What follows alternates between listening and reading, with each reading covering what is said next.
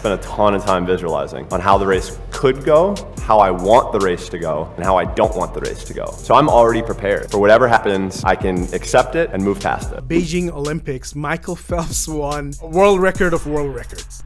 He had this one coach like since he was a kid. This coach knew he had something just because of his body type. But, you know, everybody in Olympic swimming have that body type and have the muscles. So, like, how do we make Michael Phelps better than the rest, right? And he gave Michael Phelps a bunch of visualizations to do, like in bed before sleeping, waking up in the morning.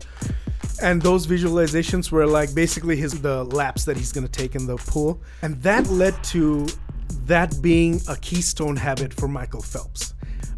He would have a number of steps he would do before the race began, and even like down to the point of swinging his hands before jumping into the pool. Like it was all routine based. Wow. And what that did at the Beijing Olympics is that on this particular race, he jumped into the water. Something happened to his goggles, and it leaked water in. Every lap he's doing, it's getting worse and worse and worse and worse. And goggles was full of water. He couldn't even see anything. Okay.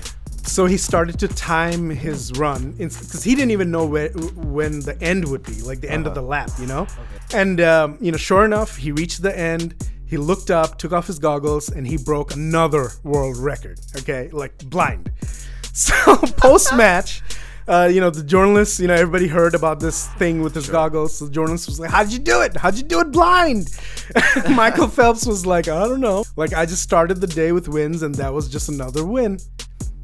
And really the answer is the routine. His routine gave him, like, he knew the pace that he needed to go. Wow. He timed it in his mind because he had those visualization exercises that he had done. He doesn't need to see anything. He doesn't need to see anything. It's just like a streak of wins on top of another win.